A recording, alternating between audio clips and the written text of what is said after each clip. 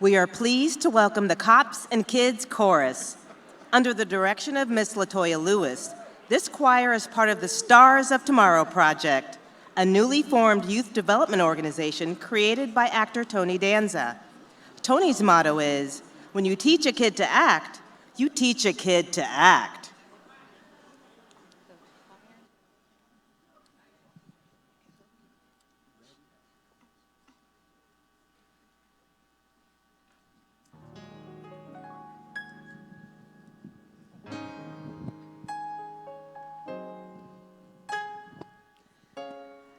Challenges we face at times can overtake the conscience of the mind. Emotions running high And no direction to find. I choose life over defeat, And I choose life over defeat.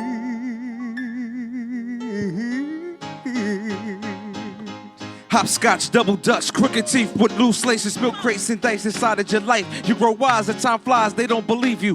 Make them a believer. Negative minds that try to hinder you. Look what I could do. Overcome the impossible, triumph over the obstacle. Press towards a special place, equipped and deep to man. No more distractions. I am possessing everlasting triumph.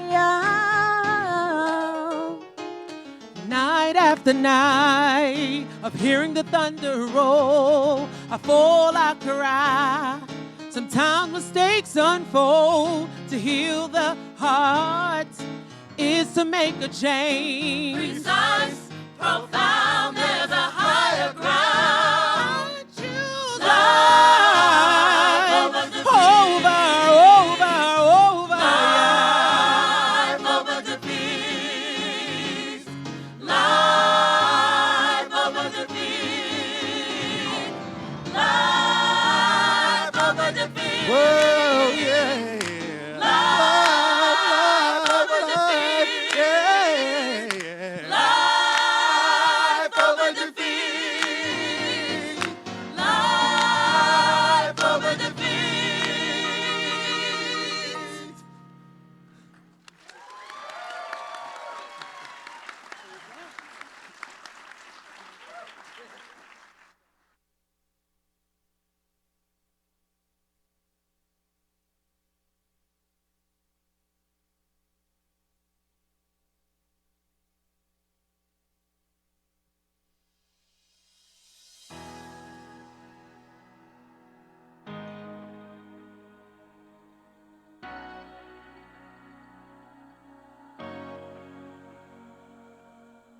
I think the founding vision of the Jefferson Awards really started when I was in the 5th grade. I realized that my whole DNA was to help people. And I followed my intuition through all my life, and service is just what I was going to do. My father, Jackie Kennedy, and Senator Robert Taft, all were just true Americans, and that they were individuals who fundamentally believed in the power of good, and individuals who fundamentally believed that tens of millions of people woke up every day and leaned in to help each other, and that the narrative of the country had become so negative that we were in danger of violating our founding principles. And so it's my understanding that the founding of the organization was firmly rooted in these three Americans who wanted America to feel like America, to celebrate the best, to multiply the good, to elevate the good, to celebratize it, and to make it part of the center of the narrative. Multiplying good has reached such a capacity. Through our media partners, we reach 100 million people a year. And they're on a path to impact 1 million young people every year and train them in leadership, service, and high values, compassion and empathy. And service gives us an unequal chance to go beyond the division and go across America with service to the country, which was the founding principle, and everybody can agree on that. It's all about this thing which is uniquely American, which is our fundamental belief that it's our responsibility to lean in and help each other. And the ways that we've done that with grassroots unsung heroes, the ways that we've done that with young people using service as a conduit to help them believe in themselves and to arm them with skills to make them the kinds of leaders and change makers we need, those were all unintended, but certainly the heart and soul of what they originally wanted to do, and certainly the heart of where we need to go. We owe it to people who do amazing things every day, to see them, to celebrate them, to say thank you. But also, we want to be multiplying the good that they're creating, right? And how do you do that? But through storytelling, through shining a spotlight, through giving them a Jefferson Award and saying, hey, we see you, but we also validate you with the most prestigious award for service in America. So that when you're looking for more volunteers or more resources, you're the organizations and the individuals that people can and will turn to. We've seen that over 50 years, and we want to do it more and more and more, because it is part of both making service feel good, but also driving our nation's resources to the individuals who are doing the best, that we need to do more of what they're already doing. The question is, which of all the winners is my favorite? And what I'm going to say is, they all are, because they represent the spirit of what we were after. The original dream about service and reaching across America, you can't pick one of any of the categories because it's always exceptional. Yeah, multiplying good is all about the power of service to others. Fundamentally, we're oriented around a simple concept, which is that when you as an individual lean in to help somebody else, it does something really powerful for you. It changes how you see yourself. It gives you skills you can use to succeed in school and in life and in relationships. It gives you a sense of purpose, of self-efficacy. And so at Multiplying Good, everything we do, whether it's about celebrating notable individuals or grassroots unsung heroes or employees, or whether it's about investing in a generation of leaders and change makers, at the heart of it is that fundamental look into what service can do to and for the individual.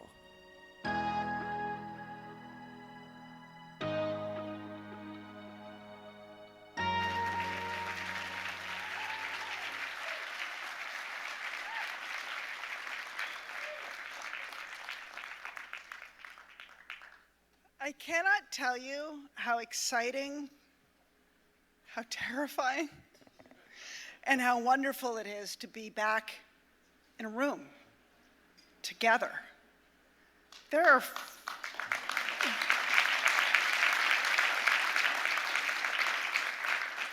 last time we did this was March 3rd of 2020.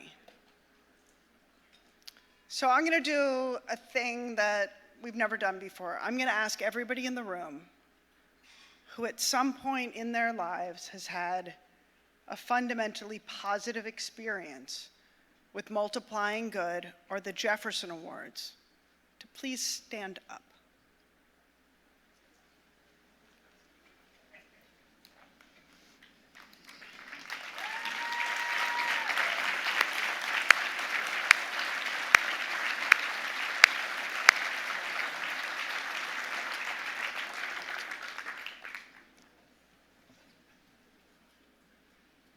So, in the world that we currently live in, it's hard to find good. It's hard to feel good. We wake up every day bombarded by things that make us feel awful.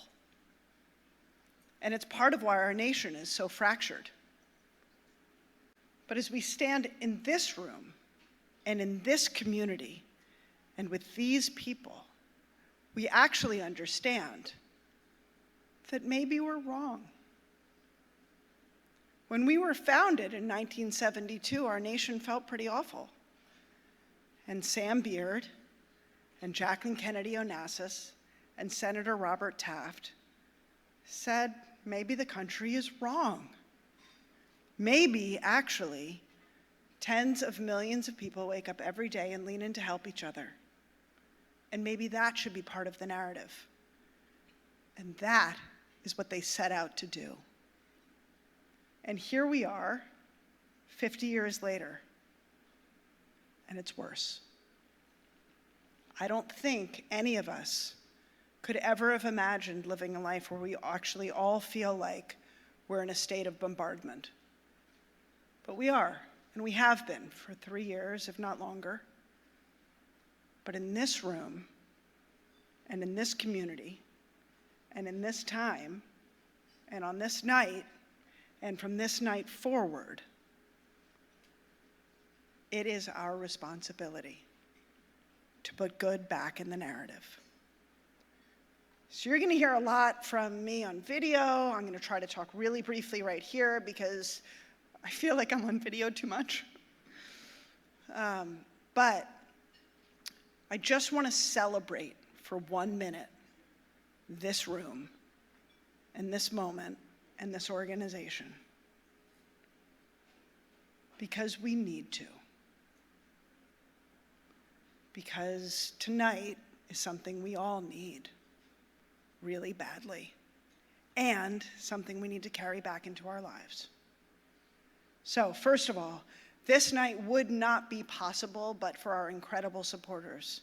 And I don't mean the supporters necessarily that have supported tonight, although that is extraordinary. We have raised 40% more money tonight than we ever have at any event in Multiplying Good or Jefferson Awards history.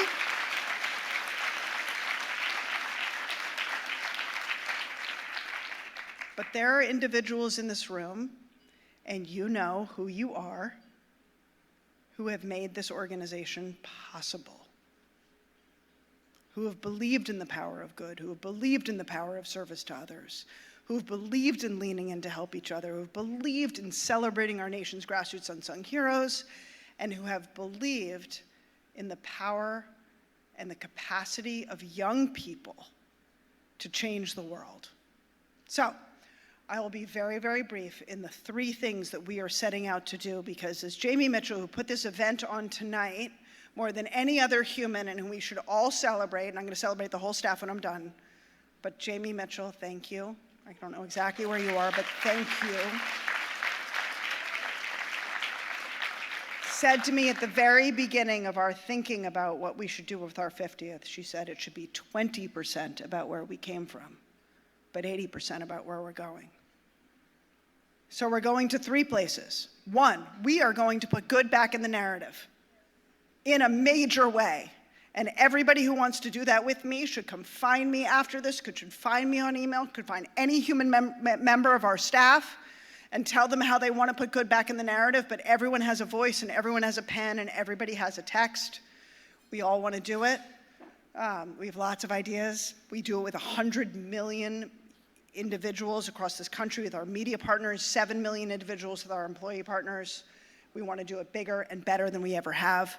We want to engage 1 million young people a year as the empathetic leaders and change makers we need.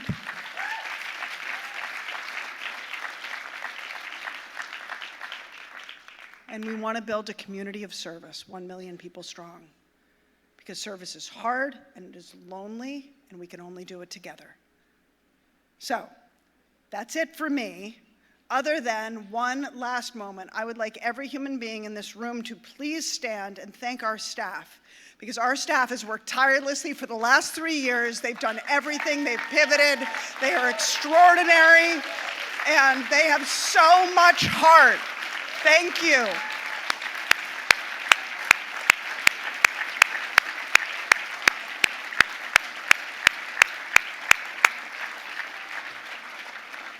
And with that, sit back and enjoy the show.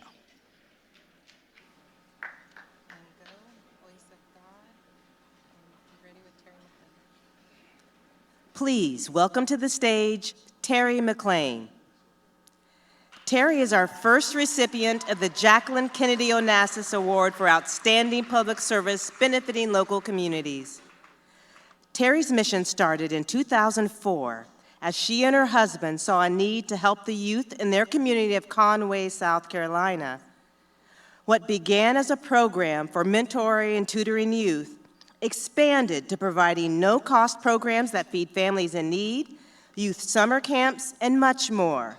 Please welcome to the stage Terry McLean.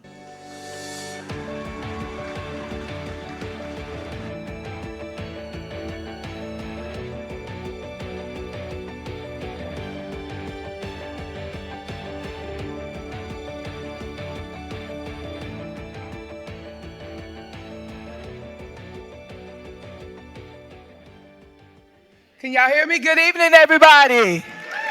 Good evening, everybody. I just like to say to God be the glory, and I'd like to give honor tonight to God, who is the head of my life. And I'm so thankful that he chose me to be on this assignment. I'd like to give honor to my husband in the back. Without him, this would not be possible. I'd like to give honor to my church family, Renovation Resurrection International Ministries, who's watching tonight virtual, and to the Capture family. When I'm asked over and over again, my why is me and my family. When I stroll down memory lane and I think about the time when we lost everything that we had, we lost our home, we didn't have money to feed our 3 babies, didn't know how we were going to do it. I remember walking into the food bank, and the time I was so ashamed that I had to go and ask for food to feed my family. And when God turned it around and he chose me to serve somebody else, I want to be the one to give hope to the hopeless. I want to be the one, glory to God. I want to be the one to tell somebody that it's going to be okay, as the lady did to me in the food bank when we didn't have food, and she put her hand on my shoulder and said, it's going to be okay. So I'm so humbled tonight for this award and all that we have done in the community, from serving all of the meals every Tuesday, from serving 192 children in our child care center, giving scholarships back to the single parents who can't afford daycare but need to go back to work to make ends meet, from now serving the assisted living center and being able to give back in our community. I can truly stand today and say God has turned it around. And so I'm grateful tonight. I thank each and every one of you and the committee and the Jefferson Award Committee. And this has been a lovely night. I'm very humbled to serve. And I say what I say every day. I get to serve God's people.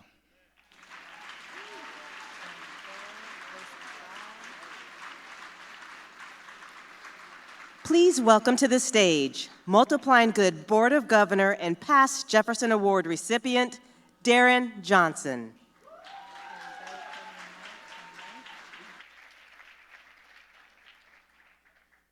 Talk about a tough act to follow. Tonight, I have the special honor of presenting the U.S. Senator John Heinz Award to our outstanding public service by an elected or appointed official to our nation's highest-ranking female officer, a woman who has commanded at nearly every level of leadership in the United States Air Force, General Jacqueline Van Ovost. As the senior-ranking female officer in the Department of Defense, General Van Ovost is a fierce champion of diversity, gender equality, resilience, and addressing the lethality of the joint forces. In her role as the 14th Commander of the U.S. Transportation Command, she is the key logistics advisor to the Secretary of Defense and has overseen our nation's most significant humanitarian response missions, including, most recently, Operation Baby Formula and U.S. aid to Ukraine. She's a graduate of the U.S. Air Force Test Pilot School and has logged more than 4,200 military flight hours, over 30 aircrafts.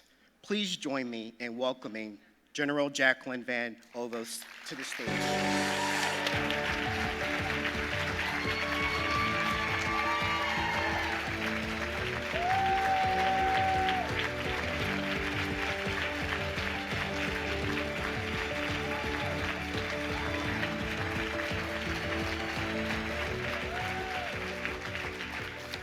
Wow, what a great, great night. Good evening. Thank you so much. Hillary, wow. The entire Multiplying Good organization, wow. 50 years of celebrating those who believe in the power of good and recognizing the dedication of everyone, past and present, those who advance our national interests and support our American prosperity. Darren, thank you so much for that awesome welcome here tonight. Congratulations to my fellow award winners today on your achievements. It's such an honor to participate tonight and really highlight the positive changes that we're making to improve the readiness of our incredible military services. And to do so, I just want to quickly talk about the three most important people in my life. First, those who paved the way before me.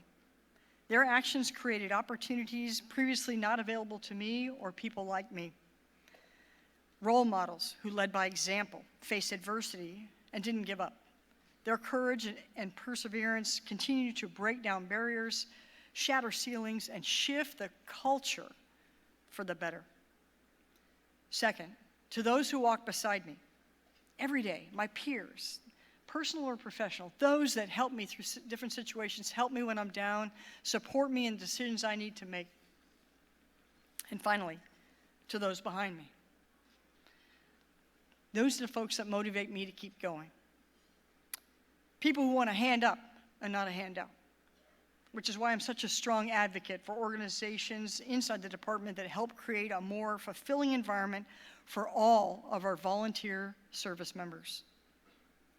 Each of you represent one of those three people to somebody. We've already heard it tonight.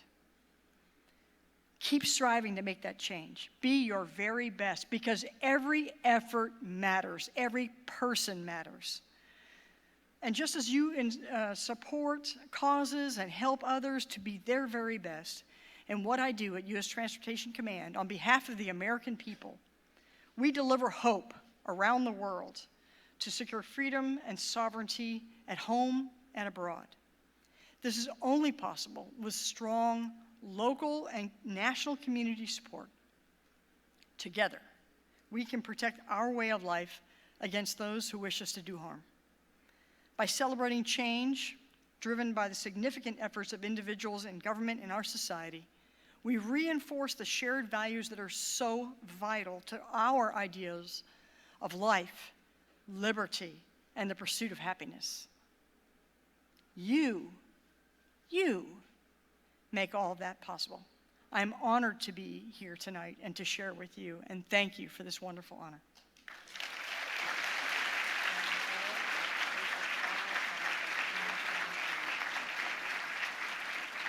Our second Jacqueline Kennedy Onassis Award for Outstanding Public Service Benefiting Local Communities goes to a special young man, King Singh. King was diagnosed with acute lymphoblastic leukemia at the age of 2.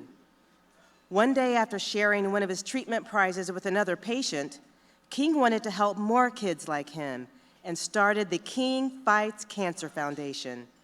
They hold year-round toy drives and have helped more than 250 families in their local community. What an amazing young man.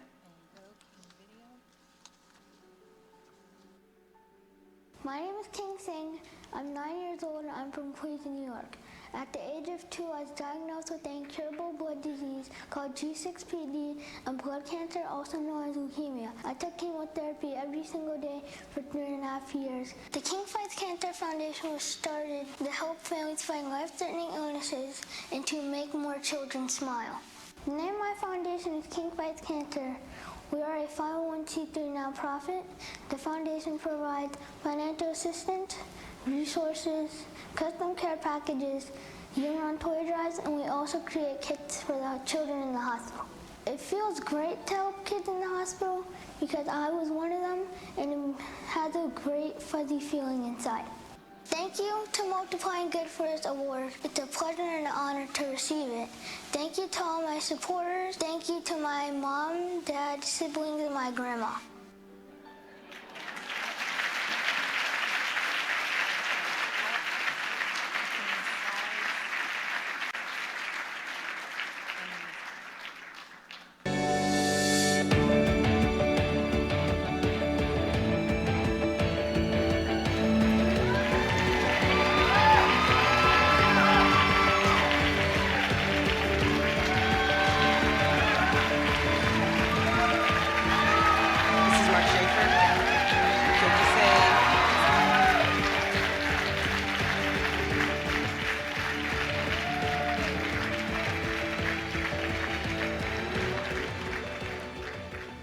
Multiplying Good is pleased to welcome Board of Governor Mark Schafer.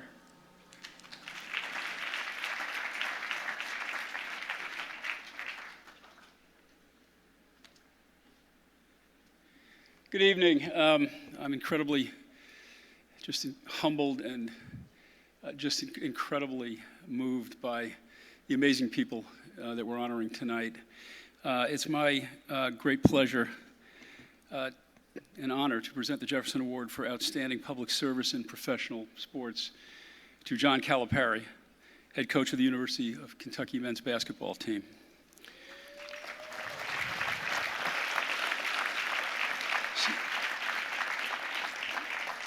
We could talk for hours about the accomplishments of this Naismith Memorial Basketball Hall of Famer, and he's a board member for the Basketball Hall of Fame. But that's not what we're here to honor Coach Calipari about tonight. It's really his off-the-court stuff that is extraordinary, and I'll tell you a little bit about it. His personal mission is to give back is rooted in three principles. One is drawing attention to a cause. Two is providing immediate needs. And three, generating lasting impact. While much of what he does remains private, some of his public initiatives he's been involved with include raising more than $12 million with the American Red Cross for disasters such as the 2010 Haitian earthquake, 2012 Superstorm Sandy, and 2017 Hurricane Harvey, 2021 tornadoes in Western Kentucky, and this year's flooding in Eastern Kentucky. But we're here for something very specific tonight. His newest mission, the McLean Minority Leadership Initiative.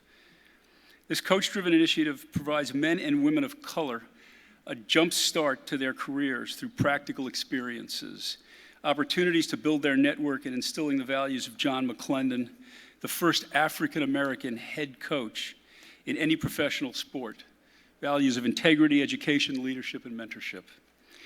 The initiative has enjoyed unprecedented success, with 93% of its participants securing full-time jobs. The initiative has spread like wildfire, adopted by more than 80 coaches nationally from basketball, football, and baseball all across the country. Coach Calipari could not be here tonight. It was a tragedy in Kentucky, but two of his children, Brad Calipari and Megan Calipari, are here to accept the award in his name. So please come to the stage, and what a round of applause for Coach Calipari.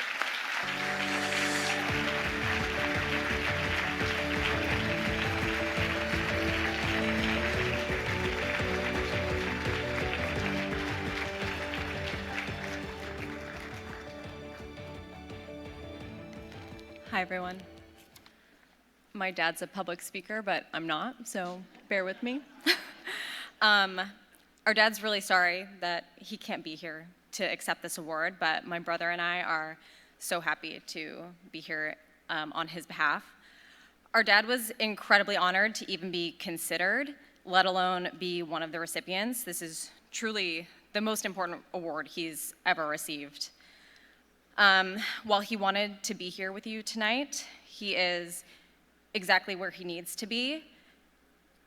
Yesterday afternoon, the father of one of my dad's players unexpectedly passed away while in Lexington visiting his son. So since then, The team, the young man's family, the whole coaching staff have all been at our parents' house, comforting one another, holding each other up during a time of grief. So while he'd love to be here to accept this award, he's doing exactly what he does best, putting others first. So I'm going to pass the mic to my brother Brad, and he's going to deliver the remarks that our dad prepared for tonight.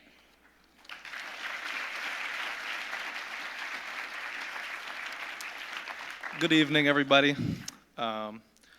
So for me, the ability to bless others starts first with understanding your blessings and fully appreciating what God has done for you.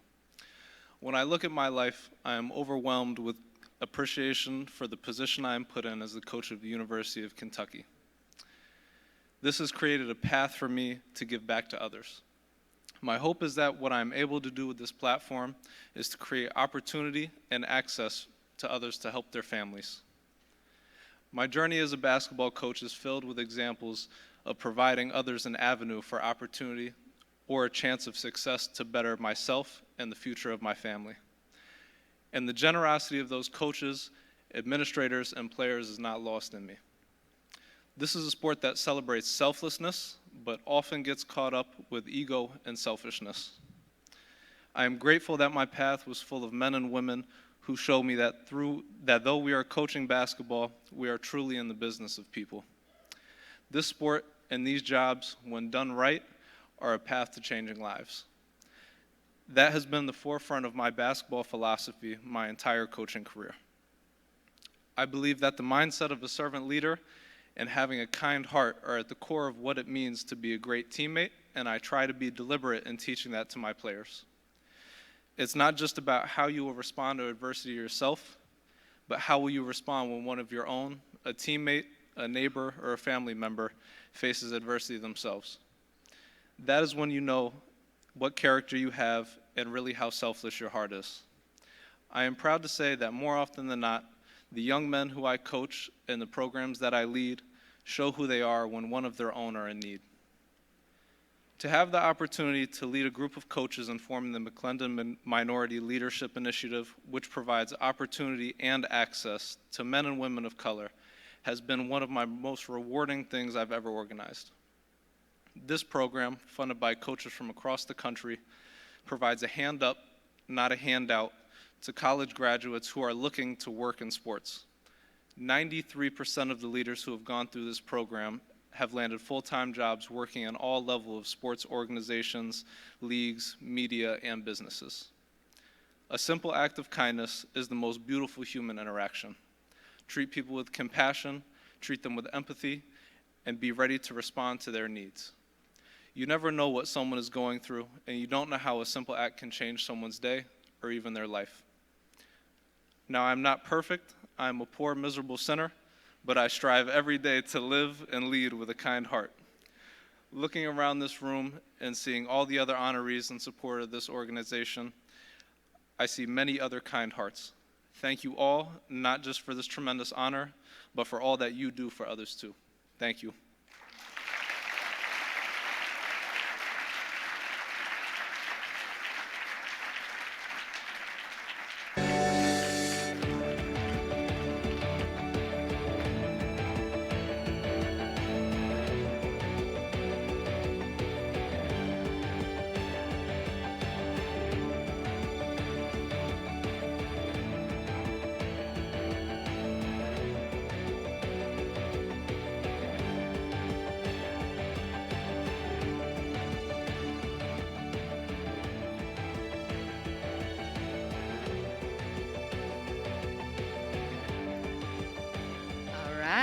Hello, everyone. All right, what a beautiful program, right? Let's give everyone a hand so far. What a beautiful program. All right, so my name is Dr. Kit Ford. I am a 2019 Jacqueline Kennedy Onassis Award for Public Service benefiting local communities recipient, and so really, really grateful.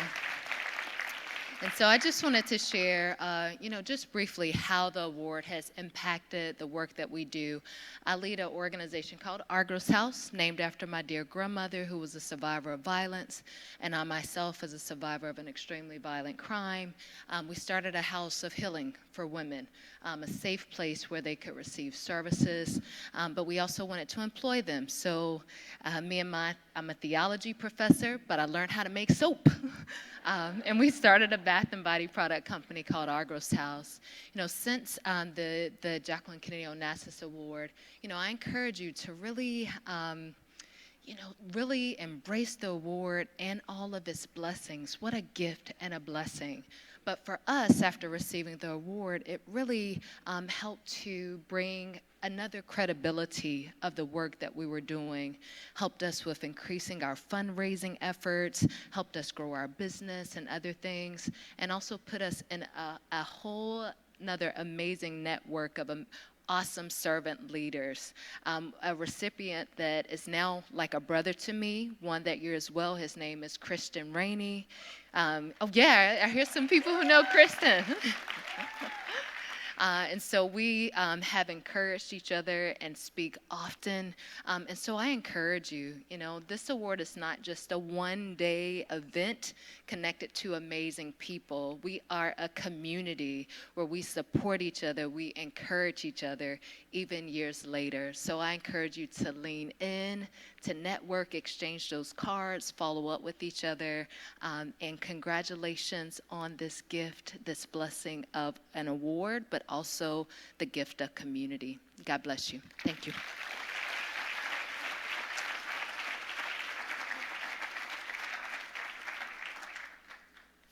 Good evening. Tough acts to follow tonight, and I promise don't let the paper scare you. I'll stick to my time. But I think this is just such an important opportunity to really communicate and convey to you what this award and being a recipient can do for one's life and the organizations for which you serve. So I am Ingrid Johnson. I'm from Newark, New Jersey, right over the water. And so this is really convenient and a nice way to celebrate. The Patient Access Manager at Atlantic Health Systems Overlook Medical Center. I happen to be a nurse, a Seton Hall alum, and I'm a member of the New Jersey Coalition Against Human Trafficking. I'm the mother of a survivor of human trafficking. Thank you. So I'm representing a very personal mission under my own brand, Ingrid Inspires, and also for my organizations that I'm connected to.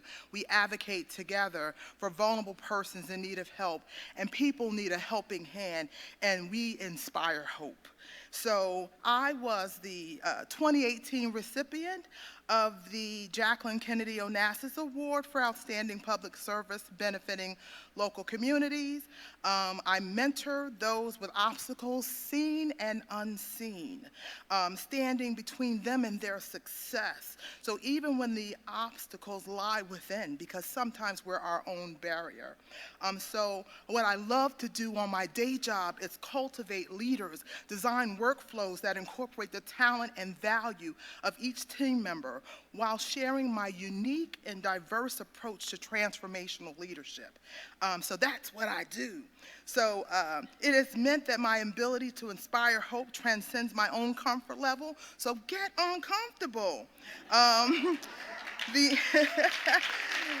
The impact of this award inspires my leadership personally and professionally. I spread hope, letting people know that they too can experience success in the midst of adversity.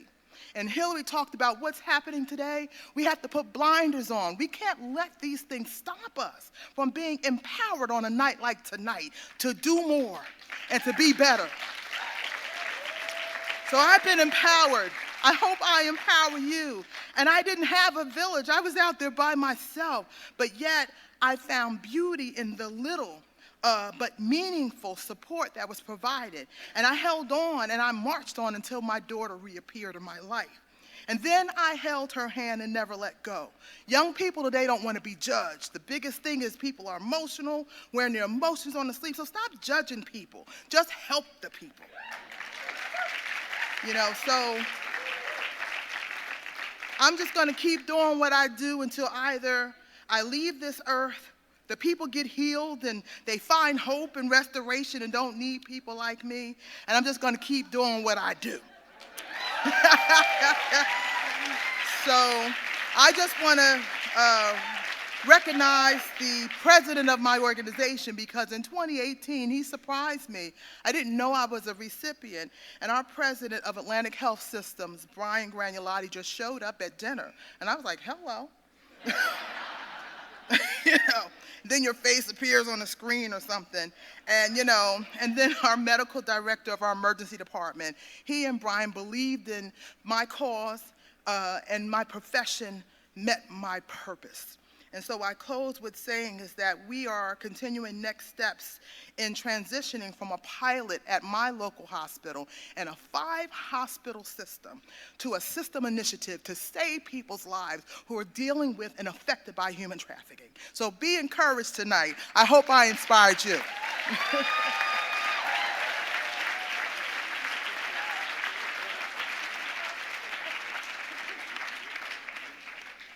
Awesome work, ladies. Good evening. My name is Priscilla Puente, and I'm from Houston, Texas. Go Astros. I knew I was going to get booed. I knew it, but I still did it.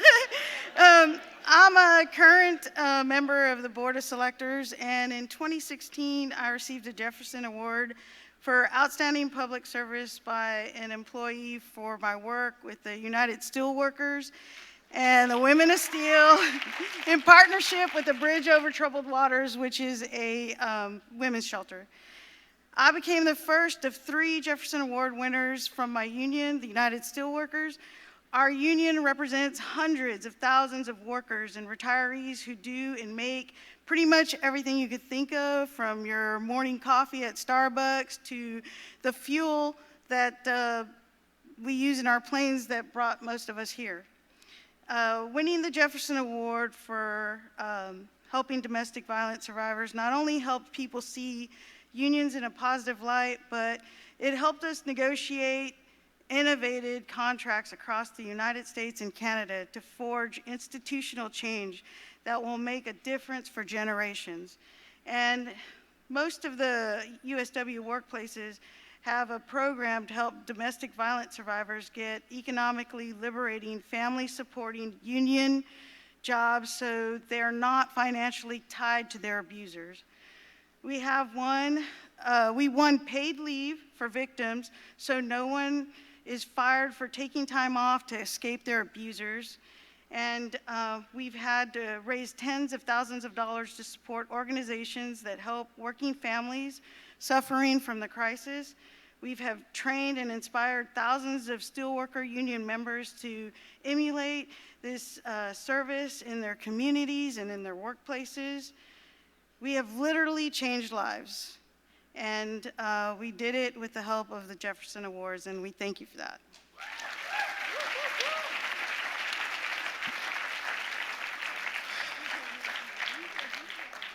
Good evening. My name is DeAndre Brown. I am from Memphis, Tennessee. I am the founder of Lifeline to Success, an ex-offender reentry program. And there are several things I like to say, but my time is limited. In 2021, I was blessed to be honored as the recipient of Serving the Disadvantaged. And after receiving this award, my life changed. Changed in several ways. One of which is being a convicted felon myself. It makes it difficult to walk into a room and speak to intelligent people about things that our population needs. Winning this award let my colleagues know I'm a force to be reckoned with.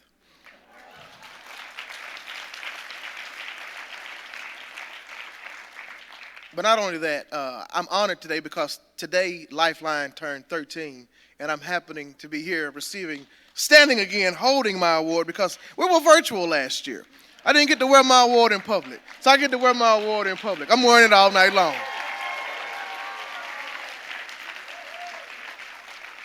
But most importantly, if I could say most importantly, winning this award allowed me to move from my role as Executive Director of Lifeline to Success. I now serve at the appointment of my mayor, Mayor Lee Harris, as the Shelby County Office of Reentry Director. So I get to not only help people that are like me, I get to change policies as well. That's what the Jefferson Award does. And as I take my seat, I would be nobody if it were not for those individuals that have allowed me to serve them, and most importantly, my wife. Thank you.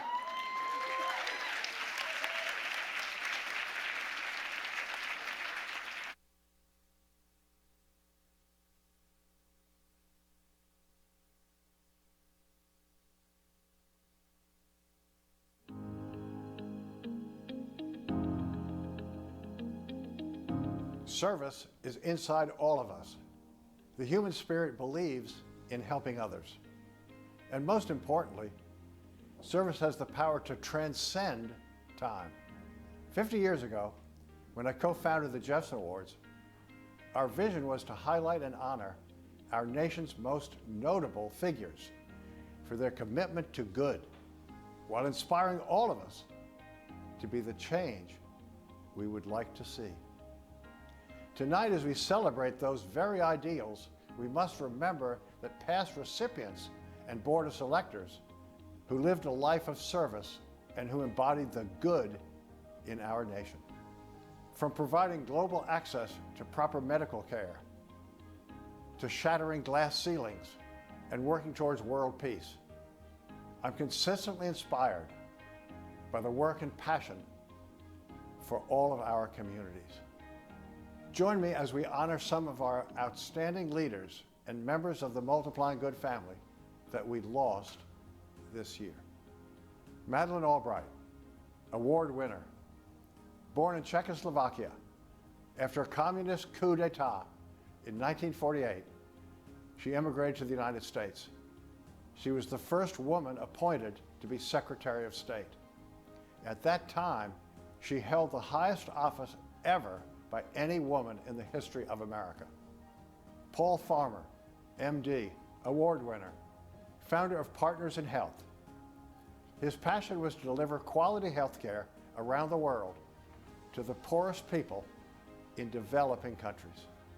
Harry Reid, Board of Selectors. As the majority leader of the United States Senate, he partnered with the Jefferson Awards. Under his leadership, more than 60 senators honored our grassroots winners from all across America, something they will never forget. Bob Dole, award winner for a lifetime of service, severely wounded in World War II, a senator who reached across the aisle, beyond party, to benefit America. His leadership strengthened America in so many areas. Colin Powell, award winner, appointed as the first African American to serve as Secretary of State. Prior to that, at the Department of Defense, he served as the chairman of the Joint Chiefs of Staff, a man of integrity, leadership, and vision, respected by all.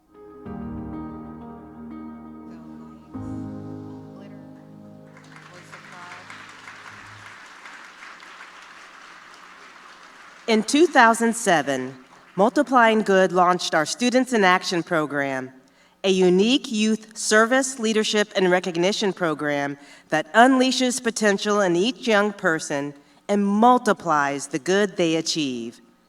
Last year, our student teams from all across the country worked tirelessly on projects that address the needs within their communities.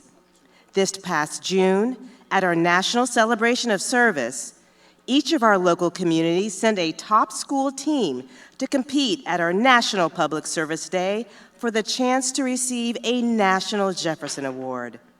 Tonight, we are pleased to present the Students in Action Gold-winning school, Lexington High School from South Carolina. Congratulations on your Jefferson Award.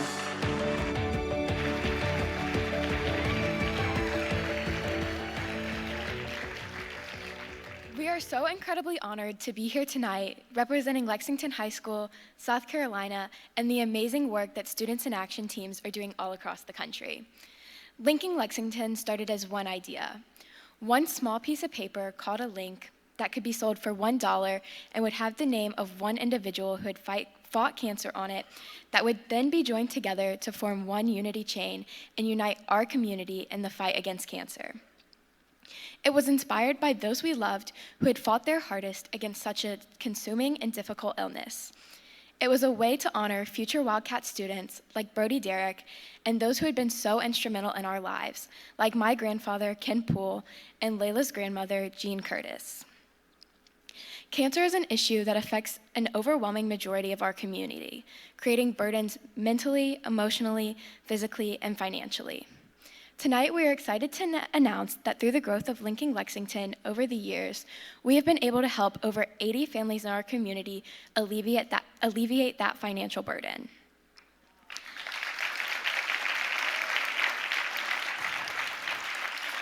We have also partnered with the St. Baldrick's Foundation for Pediatric Cancer Research and have become one of their top fundraisers in South Carolina. That brings us to a grand total of over $111 raised to help those affected by cancer. With that being said, we would like to thank Multiplying Good for giving us the resources to learn how to serve our community in a better way. Without the training sessions, online resources, and the help of our South Carolina Multiplying Good team, we would not have been able to expand our impacts like we did. We also want to thank our amazing advisors, Ms. Cromer and Ms. Bonnet. Without you, none of this would have been possible. We thank you for the constant encouragement and determination and guidance that you guys give us. As we grow Linking Lexington, we remind ourselves that when we work together, we multiply the good and have a bigger impact than we would by ourselves. Thank you.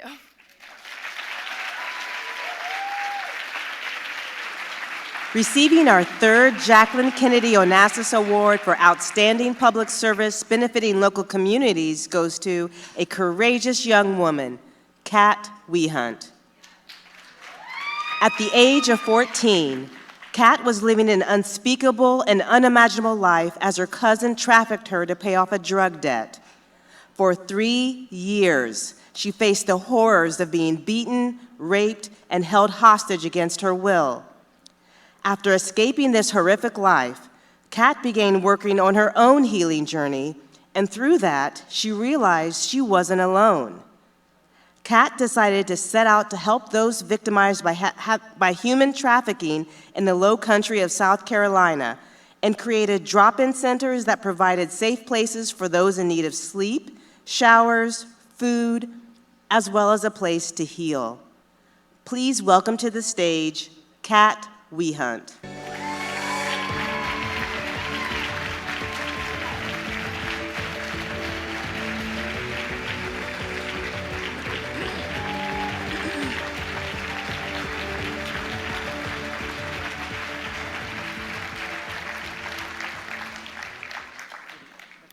Hi, good evening.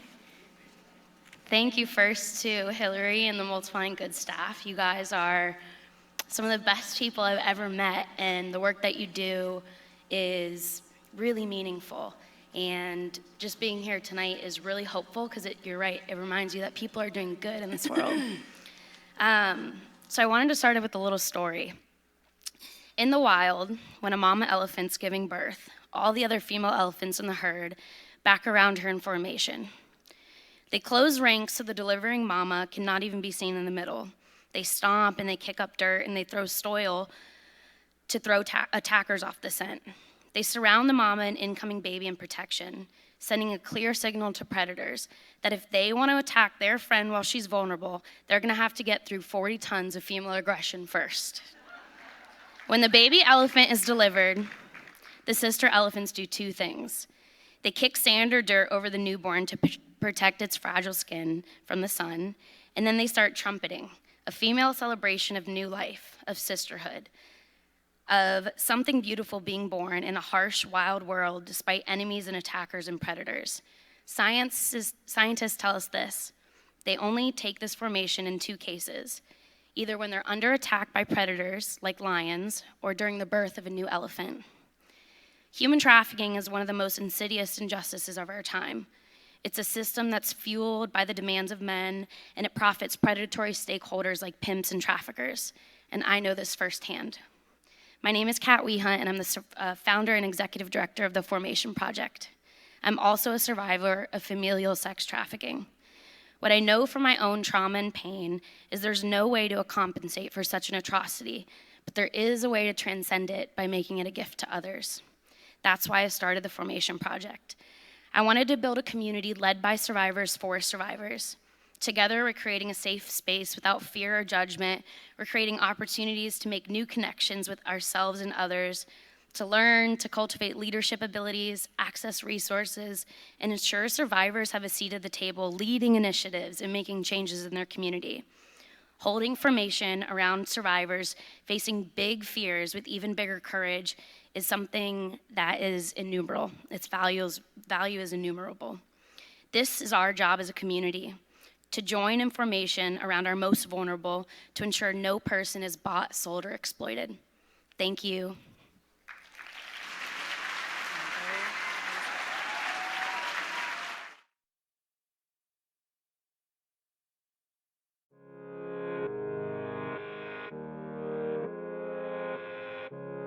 For 50 years, our Jefferson Awards ceremonies themselves have served as a force multiplier. And we are all feeling it here tonight. It is in the moment when we all come together, where you meet each other and see each other, where you are seen and you are heard. Service, as we all know because we all do it, and we've all made it a way of life, is rewarding. And it's amazing, but it is also hard. It is also lonely. 91% of nonprofits in America have 3 or fewer employees. That means that 91% of you do your amazing work without sufficient resources, without the answers to commonly solved problems, without connectivity, without each other. If you read the news, you will believe that the bad outweighs the good. However, each one of you proves that that is not true. Tens of millions of people wake up every day and lean in to help each other. It is our time. It is our moment. It is the moment for you and for the tens of millions of people to make their voices heard. Multiplying Good is here to help. As part of our 50th anniversary, we are launching our National Community of Service, a mega force for good, or as we like to call it, the Ripple. In order to make service part of the solution for the world that we are living in today, we have to do it in community together. It must be our voices that resonate, our actions that matter. Tonight, I am asking each of you to join the Ripple. The Ripple will unite the doers, provide inspiration and community when service can feel so lonely. When you join the Ripple, you'll be joining a community of good, of like-minded individuals to lean on. To join the Ripple, scan the QR code on the screen or visit the link in the chat. By joining the Ripple, we will all have the chance to come together, inspire each other, connect with each other, and problem solve together. United, we will be that mega force for good that heals our broken nation.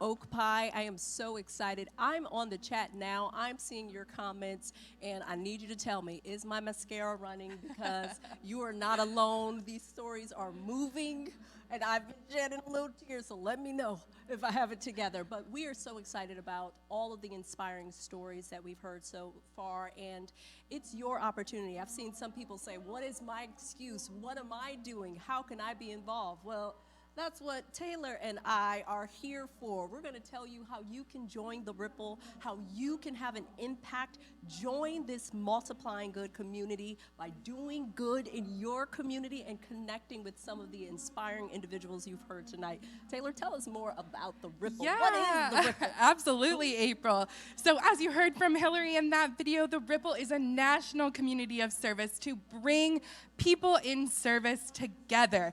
So one way you can get involved is to donate, to become a recurring donor for the Ripple. Did you know that $250 annually supports a student in action? You heard from those awesome students from Lexington High School in South Carolina. $250, just $21 a month, can support those students in their journey to leadership and putting service in their community and spreading good. Another way to get involved, April. I just want to say we have young people, as you heard, our Student in Action program is a national program.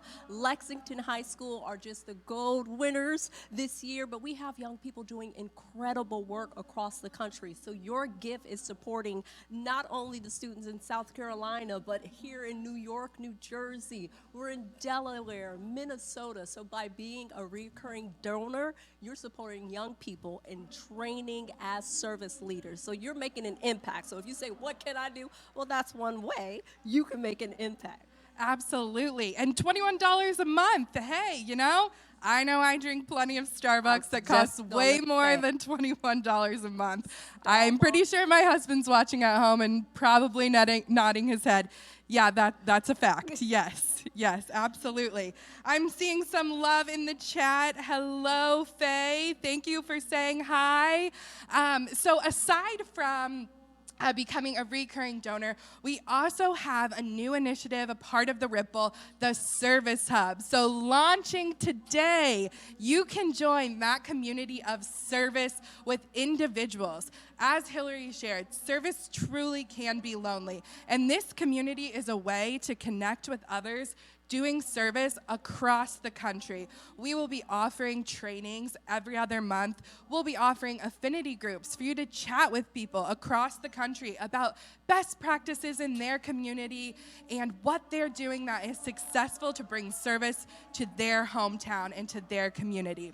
Absolutely. This is a way that you can be a doer, as Taylor stated, and as you've heard from some of our recipients today, they're doing incredible work in their communities, and some of you watching are doing the same. And how lonely can it be sometimes when you feel like you're the only one making an impact? But when you are joining the Ripple as a doer, you get to connect with other doers across the nation, some doing the same area of care.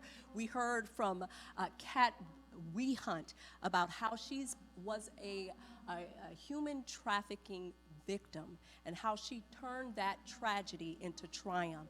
And some of you watching, there's others who are doing work supporting domestic violence victims, survivors, and others that have endured such hardship. And this is a way that you can connect, learn from one another, grow the network of support. So become a doer so that you can connect with others across the country doing some great work for their community. Yes. I'm so excited for our first kickoff event in December for those doers.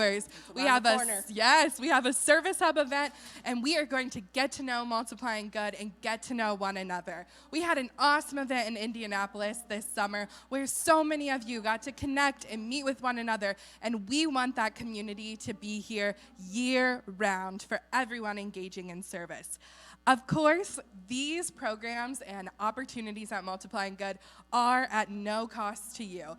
That's where we really lean into those recurring donors. Once again, tonight we are here celebrating service and the work that these amazing unsung heroes are doing all across the country. And that work is made possible through the generosity of donors. So we encourage you to click the link in the chat, scan the QR code on your screen, join the Ripple either as a recurring donor or a doer, and join us in this national community of service. Taylor, I'm excited about this December 7th event.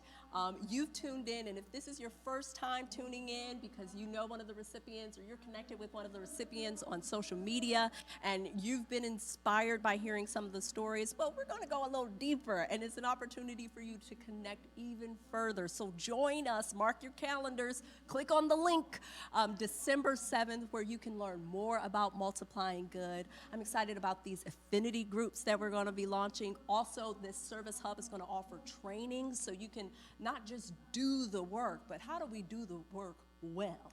Yes. There's a difference. And do it in community with one another, receiving the support from others to really make an impact. You know, when I think about our world today, we are inundated with bad news. You turn on the news and you're hearing of another tragedy, another sad story, more division. This is what multiplying good is about, putting good news back into the narrative, highlighting the good unsung heroes, everyday Americans that are doing the good work in their communities. So we are excited that you joined us tonight, but we don't want you to stop there. That's step number one. Thank you. We're glad you're here, and let's stay connected. Let's further this work together. So December 7th, mark those calendars. I'm going to be looking for you in the chat. We will be there, and we will be on chat then, too, which I'm not sure that may be a good thing for some of you. For others, you know, get them off the screen, get us to Sharon. I know. We have amazing stories coming up. Don't leave us yet. Don't tune out. We have some amazing recipients coming up. April said, thank you. I want to call out a few people who are coming through on my phone, joining the Ripple right now. Deborah, Melody, Kristen, Weston, Margaret, Trisha. We have some incredible people stepping up, raising their hands, saying, this is good work. I want to donate. I want to be in community with people who are engaging in service, and I want to put good news back into the news. And by your support, that's what we are doing. I want to shout out the folks in the chat. Nancy, we see you. Yes, we are some governors. Jen, you're in good company. And Sharon McMahon, we have all been inspired by her podcast, her just teaching us the real. And hold tight, because she's coming up. She's coming. Seen, like, did I miss Sharon? My husband's getting impatient. Don't worry, she's coming up. And not just Sharon, but a bunch of other inspiring stories, other doers, others who are a part of the Multiplying Good community, the Ripple. So we're excited to have you here joining us. And stay tuned, because there is more to come. More good news stories coming up. My favorite comment right now is from Sasha F. Fundraising is always important. We can be patient. Thank you, Sasha, from a fundraising nerd. I appreciate your support. And it's a great segue. You can make a donation today to support Multiplying Good. Click the link in your chat or scan the QR code on your screen. So we know that we have Sharon coming up, but we also have some incredible young men from Farmlink. We have Nashauna Lenore Johnson. We have Major John Treadwell, and we have Delfarib Fanaie. They are coming up soon and have incredible stories of service that you will not want to miss. You don't want to miss it. Now, I know you're hearing these stories, but what I love about being in the room tonight is that so many of us are doing the good work. We're inspired, and we're turning that inspiration into action. So I'm putting you on spot here, Taylor, but I want to hear from you. I want you to share with the others what made you want to be a part of the Multiplying Good family, and what type of service, why is service important to you? Yeah, great question, April. Service is important to me because it's a great way to engage with your community and to give back, to connect with one another, and to really integrate into where you live and work and spend your time. So, service, it's important. We need you all to continue to engage with us in our national community of service. So scan that QR code, join us in the Ripple as a donor or a doer. Absolutely, absolutely. It says, bring on the doers. Those people get stuff done. Yes, we welcome the doers. Thank you so much for joining us. More coming up soon. See you in the room. Thank you. Okay,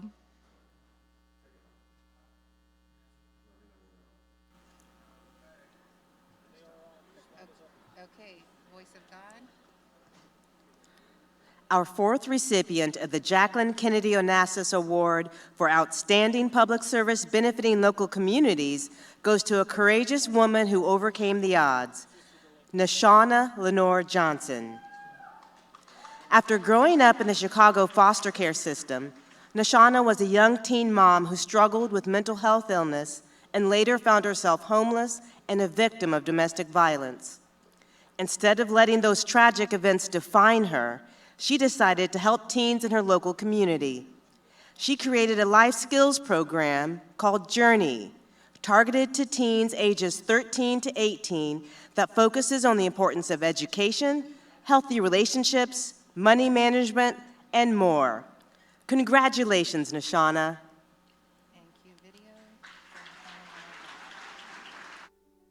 I choose to serve the community of Rochester because I feel like it's important for me to do so. I really believe that there's a lot of young people of color and families of color that come here from different areas, surrounding areas here in the Midwest, that come from poverty like myself, who could use some guidance and some leadership. And I think that I'm more than qualified to be that person, to give them those lived experiences and give them different resources and opportunities to become their best selves.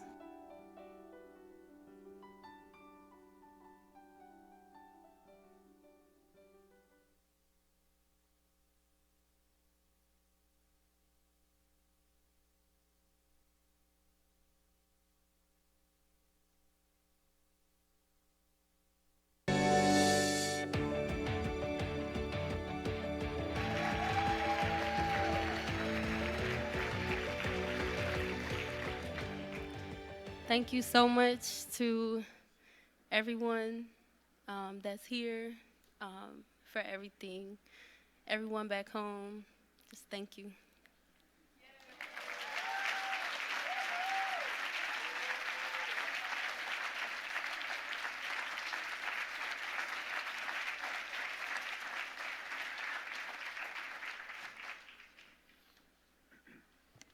Good evening. Good evening. This is a party, y'all. Good evening. My name is Matt Meyer. Thank you to Hillary Schafer, Sam Beard, and Jack Russi, all the leaders and generous supporters of Multiplying Good, and most especially our Delaware team who's here, Michelle Fidance, Tanya Atkins, and so many others. Hillary Schafer said it right. If you look at our nation and look at our communities today, on this 50th anniversary, we need your good to multiply more than ever. I've attended 2 Jefferson Award dinners in my life. One was 19 years ago, and then again tonight. Please don't just sit here and listen. Talk to each other. There are so many extraordinary servant leaders right here, right now, in this room. They have ideas and action that can actually help you solve problems that keep you up at night. I actually made a friend at this dinner 19 years ago, Sophia Bahena. She had been a complete stranger to me till I sat at the table next to her. She's now a community and university leader in San Antonio, Texas, and her friendship and counsel actually helps me in my job to this day. In 2003, I had the incredible fortune to receive the Samuel S. Beard Award for Outstanding Public Service by an individual 35 years and under. I was younger then. Through the years, I've learned that the Jefferson Award means a lot more than just the medallion they put over your neck. It's a reminder that there's value in service and should be at the forefront of everything that we do. When you make service a priority, it becomes a way of life, a joy of life. It's that path of service that I followed to win my first elected office as the county executive of Newcastle County, Delaware, the first county in the first state, and home to a lot of proud Phillies fans. So we let the Astros have their say up here on stage. It's the second inning. We're on our way to a victory. Listen, Phillies fans especially, I know the World Series is on right now, so just put your phones down for a minute. This next part is really important, so just listen up. Tonight, I'm honored to present the award for outstanding public service by an employee of government, our county government, to someone who makes service a priority and someone I have the privilege to call a colleague and a friend, Major John Treadwell.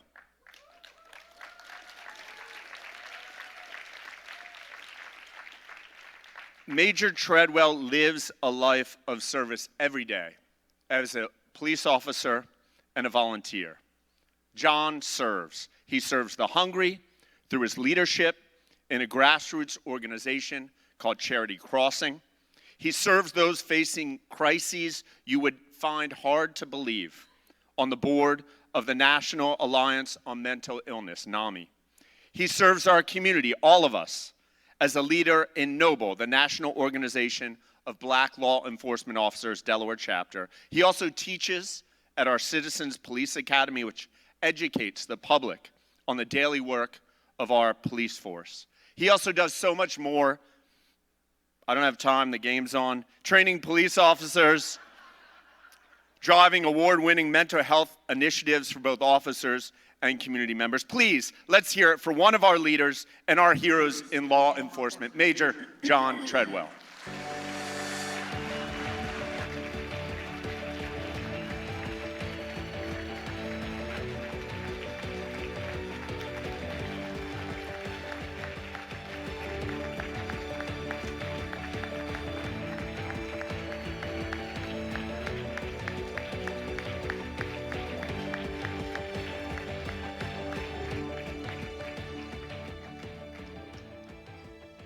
Good evening. The first thing that I want to say and give thanks is obviously to God because He's ordered my steps. Now I'm going to get into my why.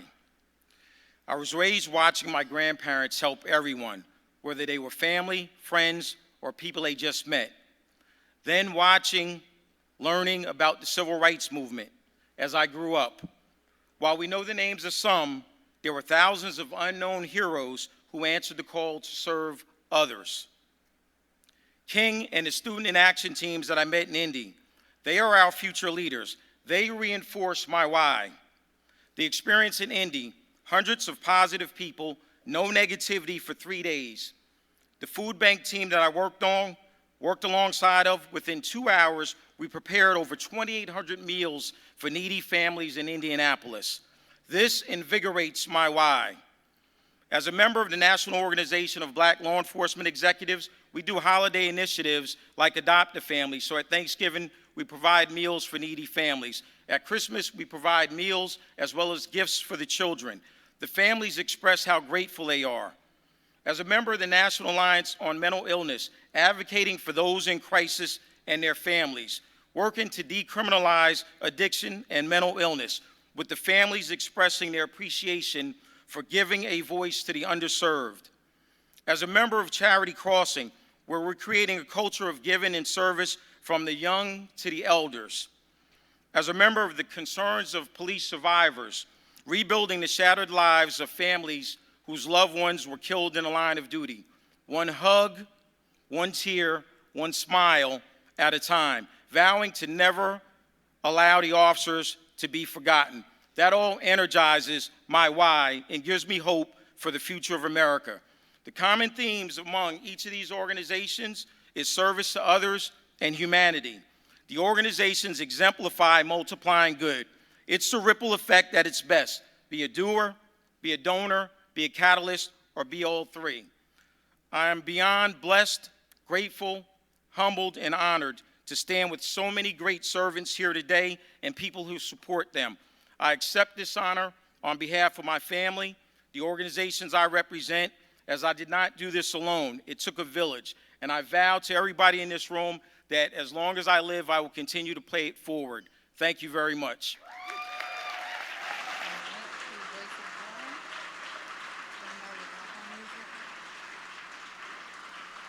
Please welcome to the stage Shay Gaddy, Multiplying Goods' newest board member.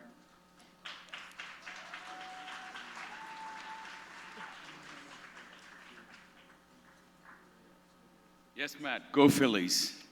Oh boy, I need a teleprompter. Is there one? No, I'm kidding. It's an honor being among you folks. Such a great group of folks, and there's so much love in this room and this world. It's unbelievable, so thank you. A few years ago, 3 college students set out on a mission. They saw billions of pounds of produce going waste, while millions of Americans going hungry. So they do what young people do. No, I'm not talking about the beer punks or shotguns. They set out to change it by founding Farmlink. Farmlink connects farmers to food banks, delivering produce that would have otherwise gone waste. Their impact is astounding, and to date, Farmlink has salvaged 85 million pounds of produce, resulting in 71 million meals and offsetting 41 million pounds of carbon dioxide emissions. So,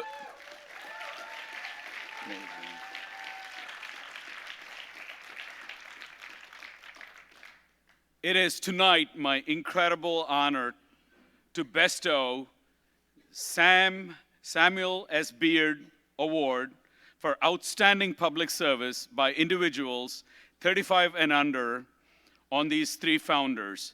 Please join me in welcoming to the stage Ben Collier, James Kanoff, and Aidan Reilly.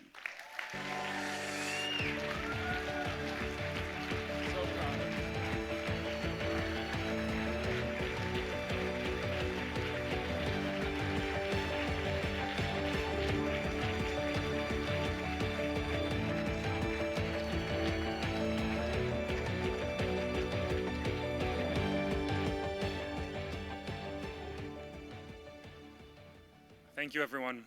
I want to confirm that none of us have ever played beer pong, ever. It is truly an honor to be here representing the Farmlink project, and we'd love to take a few moments to share about where we were when we began, who we are today, and what we hope to become. We started Farmlink in April of 2020, the peak of uncertainty at the start of the pandemic. We read countless articles about farmers facing huge surpluses as a result of the halted commercial food industry. And at the same time, food bank lines were as long as they'd ever been. So we set one simple goal: connect one farm with one food bank. It may seem naive, but we were college students, and we figured we had to try. So our process since then has been just as simple. It's learn as much as we can from people who've been doing this a lot longer than us. Learn how it's always been, and then ask why. And that's what we did. We called hundreds of farmers in April of 2020 and received hundreds of people who weren't that interested in talking to us. But then we spoke with a farmer that the New York Times had just written about. He had a pile of 2 million pounds of onions on his farm with nowhere to go. He said, if you can get a truck here, you can take whatever you can. So we did, and we picked up 40,000 pounds of onions and brought that back to our local food bank. That was the first truck, and we had no idea how much impact it would really have. So within the first 3 weeks, we had moved 1 million pounds of food. And, you know, really that chalks up to, there's 2 reasons for that. The first was the trust that we got from the food system. I'm talking about the farmers, the food banks, people who had been doing this since before we were born. They didn't have to welcome us in, but they did. And if they hadn't, you know, we wouldn't have gotten much past the first couple of trucks. The second is, as corny as it sounds, it's our team. I mean, the three of us are only here to represent the 600 young people who literally built this from the ground up. We might have had the idea to...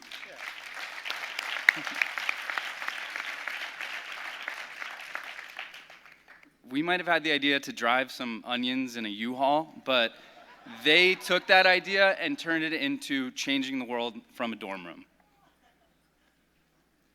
To date, I'm proud to report that that small group of service-oriented students has provided over 100 million pounds of fresh fruits and vegetables to families in need across this country. And what I'm more proud to say is that that group of students, they're just getting started. Every year, we're growing enough food in this country to feed nearly every person 2 times over. The question is, what are we going to do with that excess, with that surplus, with that abundance of food? Are we going to let it go to waste, or are we going to make it accessible for all?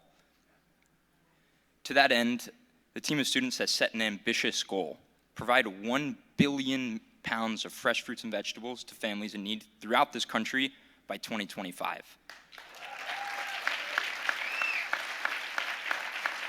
And I want to be clear that that's not going to be easy. It's not. But we know it will be worth it.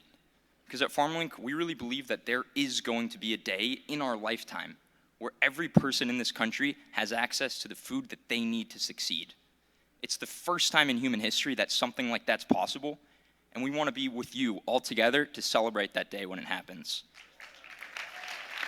Thank you all so much. We're really, really grateful.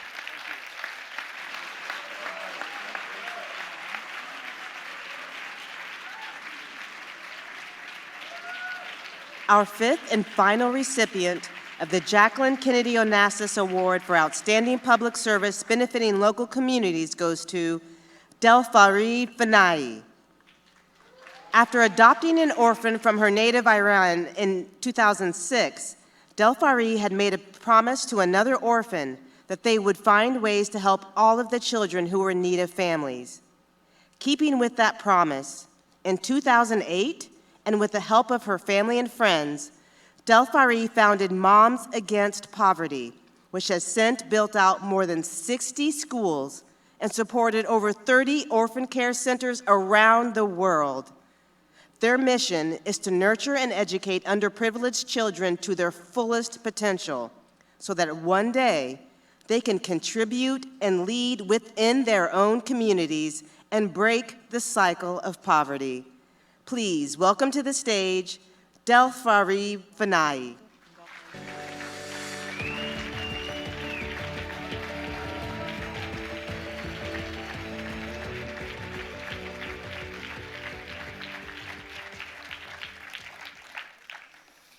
Wow, I still cannot believe an Iranian-American woman is the recipient of such a remarkable award. I truly can't even believe that I am being acknowledged for something that I love to do. I want to thank Multiplying Good for this honor and congratulate all other recipients. Now, let me tell you about my why. My why is about a promise that I made to a girl in an orphanage in Iran. I met her when my husband and I were adopting our 3rd child, our beautiful daughter. She was 11 at the time, and they were from the same orphanage, same age, and they were friends. Her name was Sepide. While I was waiting for the adoption process of my daughter to finish, every time I visited the orphanage, she approached me, pleaded with me to adopt her too. And unfortunately, I could not.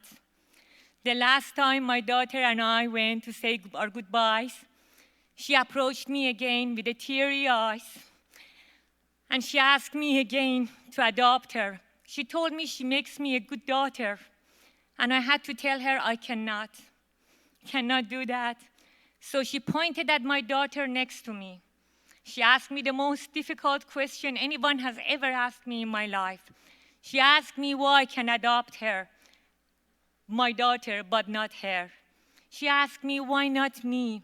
Why do I have to be left behind? My heart was breaking. I had no answer to give. So instead, I made a promise to her that I will not let her and the children like her being forgotten.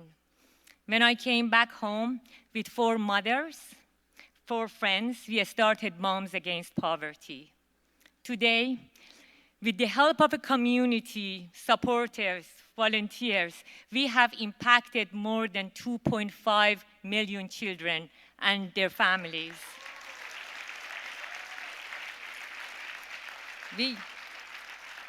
In 15 at home and 15 across 15 countries. We have fed, clothed, educated, offered medical help, and supported orphanages. I believe that we made good to the promise that I made to Sepide, and our work is not finished. We are continuing this path right now. I feel totally and utterly blessed on this journey of hope for these children, and as Mother Teresa says, the fruit of faith is love, and the fruit of love is service. I thank you for this honor. Thank you.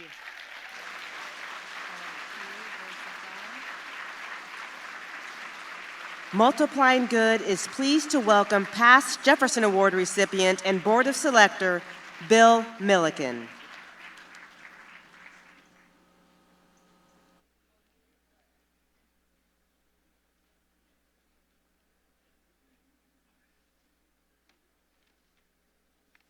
Hillary, thank you for giving me the gift of speaking here. And I know you're nervous as hell because I promise I will keep to the script and we'll be out of here by breakfast. I have the honor, and I'm going to read this in a minute, I promise, but I have spent my life in thousands of schools across the country in the last 6 weeks, and about a dozen of them I've been on Zooms, and I've never seen teachers so under attack. They're my heroes. They're there when you need them, and we got to stop it because they're being driven out of the professions because of untruths, and if we lose our teachers, we lose our future. So this is a serious, and I thank you. This is the first time you've had me introduce somebody that I didn't meet till tonight, and I had the privilege of meeting her and her wonderful husband.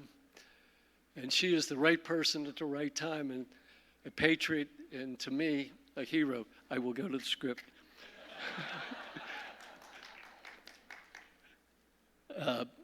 Viral moments and unprecedented fame is not something that Sharon McLean, a former high school teacher, fathomed in her lifetime.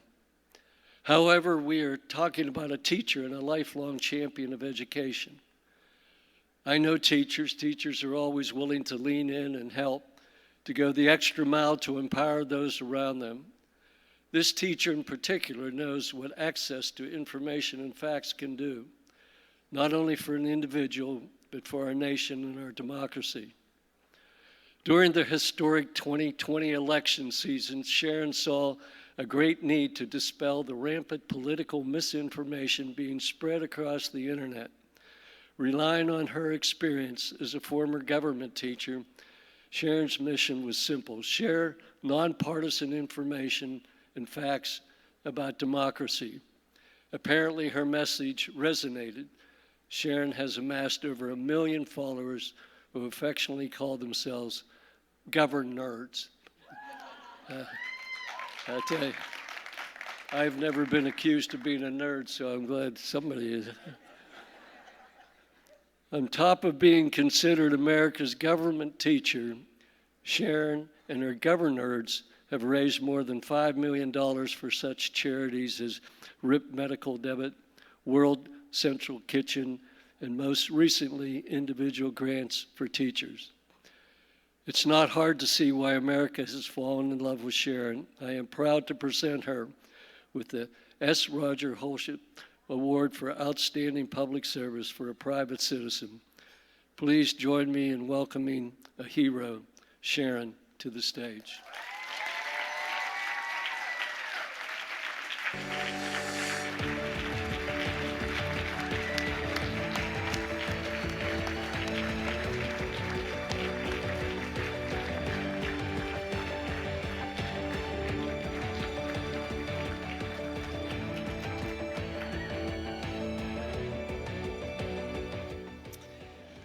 Fourscore-and-7 years ago. No, just kidding. I'm so delighted to be with you tonight, and most of you probably didn't know who I was before you got here, right? Because I'm not Taylor Swift, right? I do not have do not occupy every single one of the top 10 Billboard charts right now. I wasn't born into a well-connected family of means. My parents could have never attended an event like this and raised their hand to give $1,000. I haven't achieved sports greatness, despite being a giant. Despite literally every single high school coach of all time being like, you have to play something, anything. But here's the good news. The fact that I was not born rich, or sporty, or musical, none of that matters. And sadly, too many people today believe the lie that it does. They believe that because they aren't rich, powerful world leaders, that what we do makes no difference, that their small contributions can't change anything. In fact, many of the biggest things that have happened in US history were changes made by ordinary Americans. Americans whose parents scraped by, working hard to just put food on the table for their children. College students and scholars, ministers, secretaries, seamstresses, and widows, pregnant teenagers. They knew that the world is not made better because they had opinions.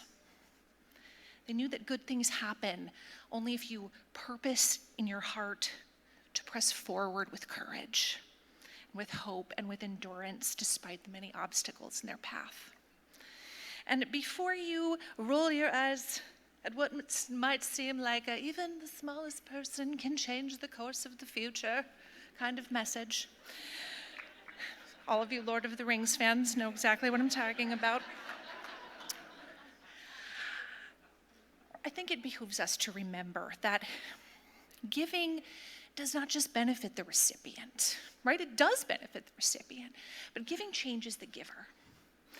And giving in whatever form it takes, giving of your time or money, helps us develop the character that we need so that when that moment arrives, that moment that we must choose between pressing forward with courage and retreating, that moment when we must do what we think we cannot, the character that we have formed in those small moments, that character will have helped us develop the courage to do what is right.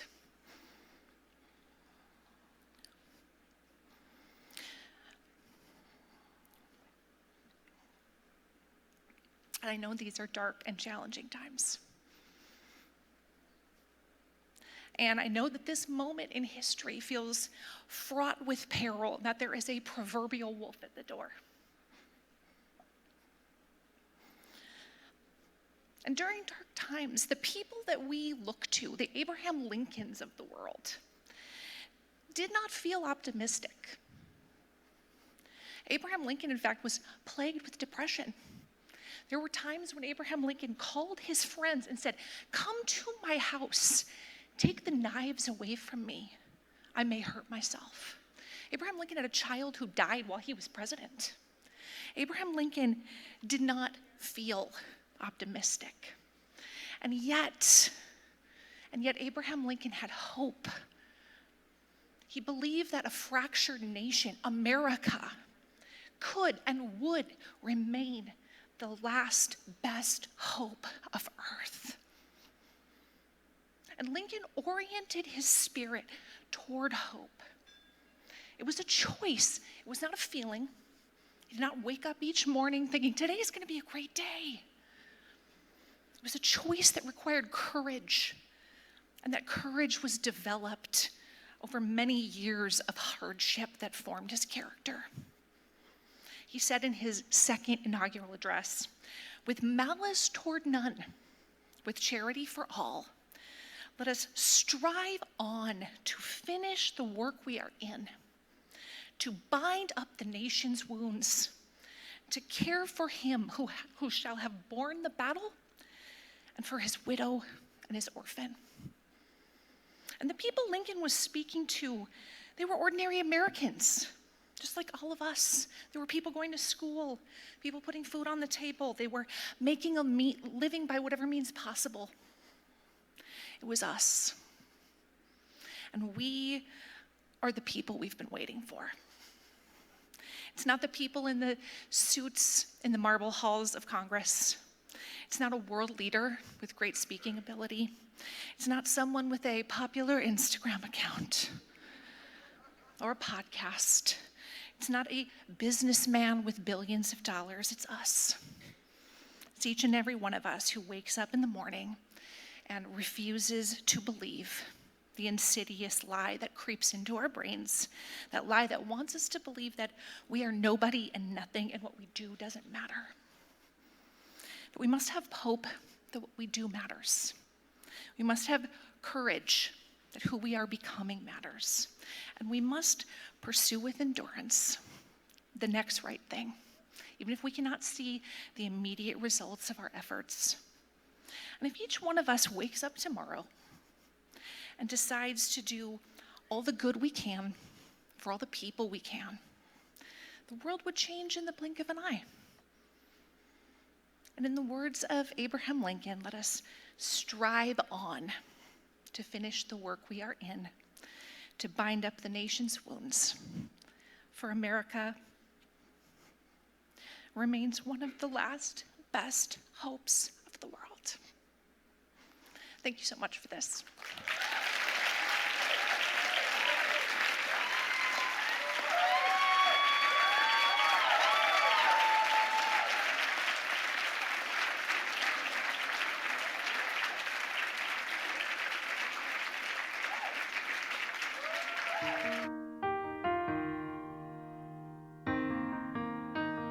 Sam Beard has to be one of the most service-minded individuals on the planet.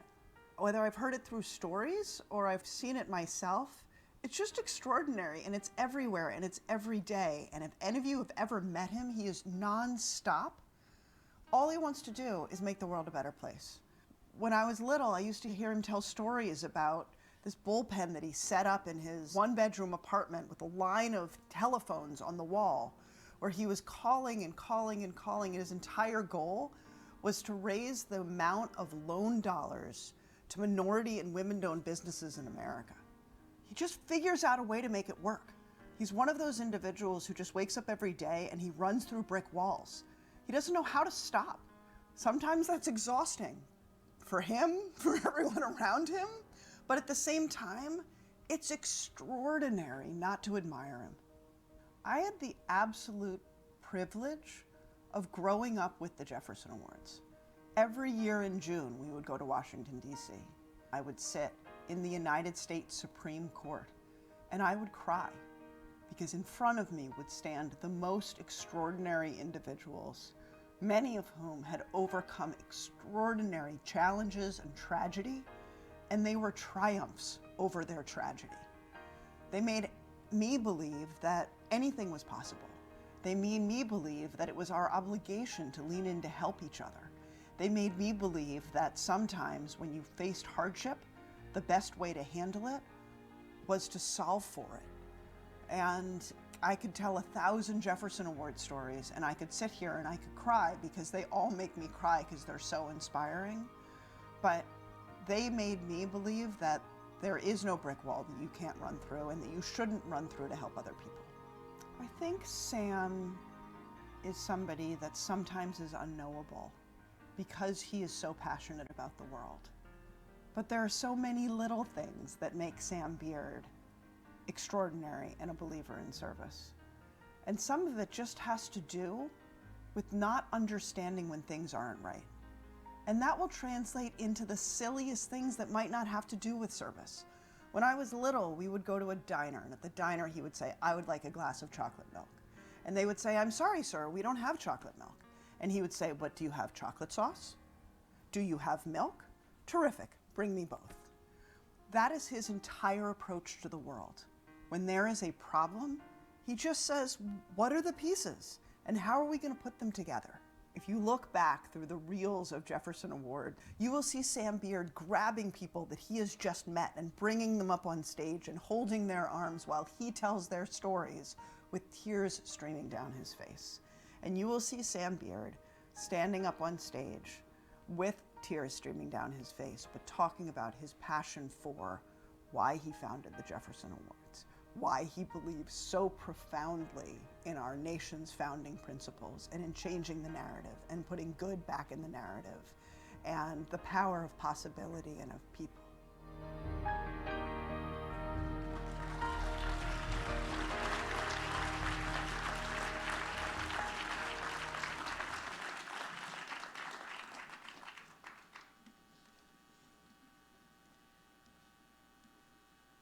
My name is Reilly Kennedy. My grandfather was Senator Robert F. Kennedy, and my great-aunt Jackie Kennedy founded this incredible organization. Many members of my family have dedicated their lives to public service, and it's inspired me to do so myself. From very young ages, we are all taught the importance of giving back and engaging in our communities and in our world. It comes as no surprise to me that my Aunt Jackie sought out Sam Beard to create a Nobel Prize for public service. And now that I know Sam personally, it's no surprise that he took the challenge and ran with it. Sam's daughter Hillary and I were talking about how similar Sam is to members of my family. Their knowledge of history, their firm belief in public service, and the fact that they don't take no for an answer. What we are actually saying to each other is that they bulldoze people. It's that gumption that has brought us all here together tonight, and I'm so grateful that Sam chose to take it to my great Aunt Jackie. Tonight, I'm so inspired to see that 50 years later, the Jefferson Awards is doing more than ever to encourage people to dedicate themselves to service by honoring those of us that truly deserve to be celebrated. I'm also certain that my grandfather and my great-aunt Jackie would be moved if they were here tonight to see their legacies brought to life by the Jefferson Awards. This is what and who we should all strive to be. Thank you.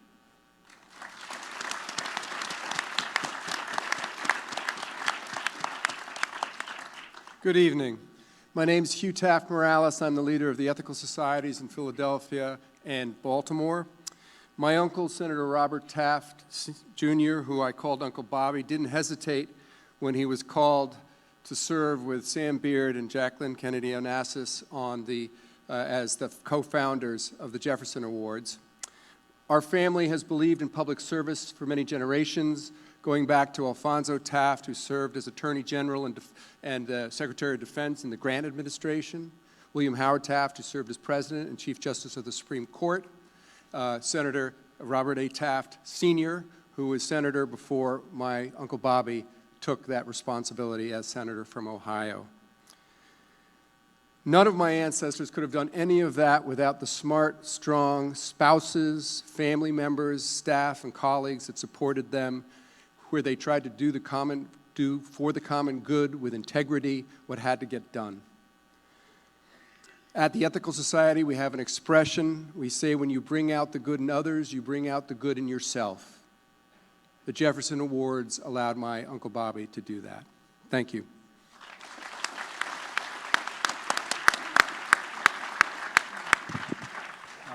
Good evening. My name is Lee Carter, and I've been a friend of Sam Beard's for about 70 years. I was hoping that Sam was going to sit right there because I wanted to direct my remarks to him, but he's hiding in the wings. Right over there. Oh, hey, Sam.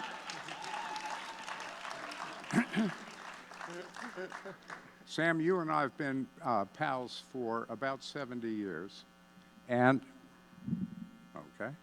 And I just wanted to say that when I learned that you had dreamt up the idea of a Nobel Prize for public service, and then had gone out and gotten Jackie Kennedy Onassis and Robert Taft to join you to make it happen, I was inspired, but I wasn't surprised, because you've always had big ideas, and you've mostly, not all the time, but mostly made them come true. You allowed me to join the board of the Jefferson Awards, and I served as chair for a number of years. And every time we came to a ceremony like this, Shannon, my wife, and I came away inspired and humbled, and of course, we feel that way tonight. And so it's a great honor for me to be here, Sam, to honor you, who is truly one of America's great public servants, Sam Beard.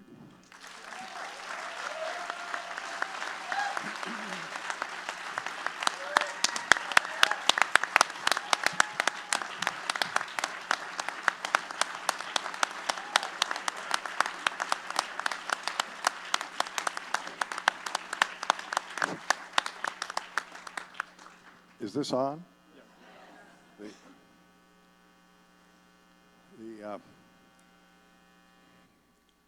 It's fair to say that I feel overwhelmed. This has been, it's too much, but I'm going to do my stuff anyway. Hillary told me early on, if someone says something nice about me, the bad word out, shut up and just say thank you. Can you bring that back out? Maybe not. Let me start by saying that here we are, the 50th anniversary, and I was the co-founder. And people ask me, how do you feel? And I thought about it, and I really feel older. In fact, a lot older. And then, my script is on the podium. But they're working at it. Now, then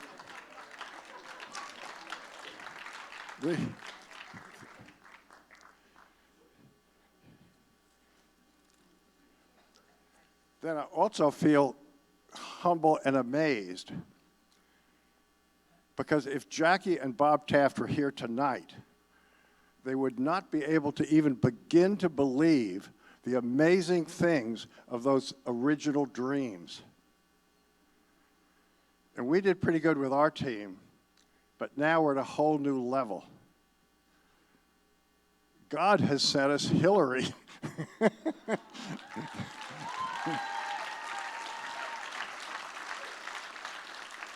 So, dear Hillary and Jack Russi and the board and the whole team and everybody here, Multiplying Good is on a level which was not believable for me. It's just up and going, and then how to scale it and bring it to where it's not imaginable as to where it's going.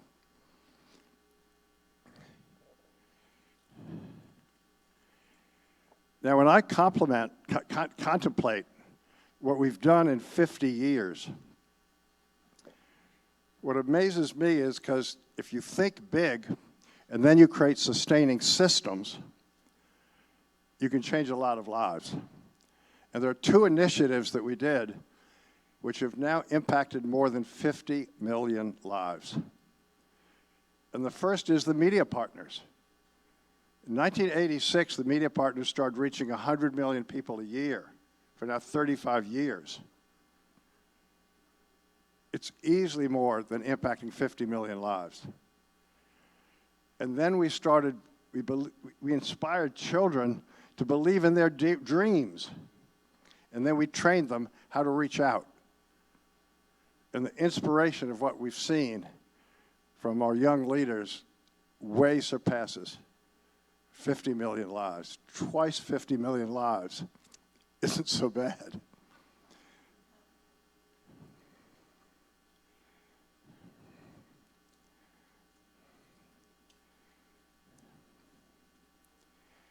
Now, every business plan talks about success, and success talks about the team. Now, Hillary talked about the team, and I'm going to talk about the team also. I can stand here as co-founder, and Hillary can stand here as the executive director, but fundamentally, an organization never gets anywhere unless you have a team. Dedicated, passionate, creative, and always interested in results. So that's what I want to salute. And I brought a prop. Now, the point of the prop is I want you all to stand up. Stand on up. And you made a little bit of noise. I want you to make a lot of noise. And I want you to yell and scream and clap for the team, because the team is what is going to take this to where it needs to go. And I want you to make it as loud. I want to dance. I want you to jump. I want you to do flips. And now I'm going to go over here and just make as much noise as you can. And I'm going to go to sleep because I also feel tired with all the work we've done. So now just start yelling, screaming, jumping up and down. It's a time.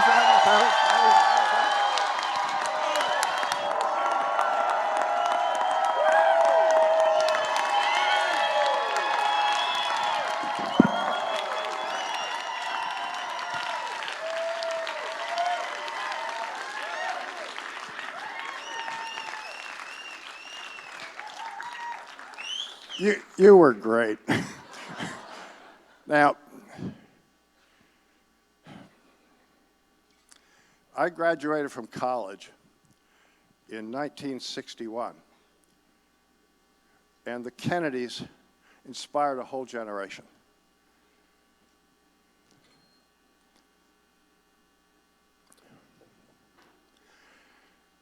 President Kennedy, in the inauguration, said, ask not what the country can do for you, ask what you can do for the country. 1965, the dream of my life, not possible. Bobby Kennedy called me and said, would I join him to end poverty in America? And he said, we're going to start in Bedford-Stuyvesant, and we're going to learn how, and then we're going to take it across the country. I was the first employee at the Bedford-Stuyvesant Project. And just imagine the energy and the joy.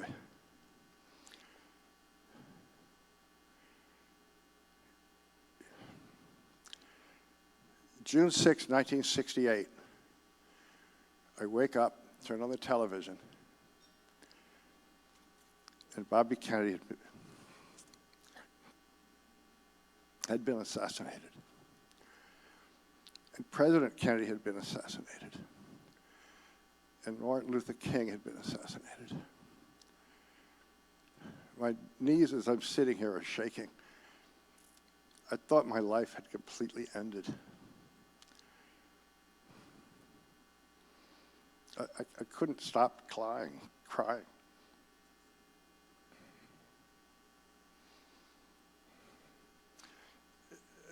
People say, why don't you watch a Kennedy program on television? I can't do it.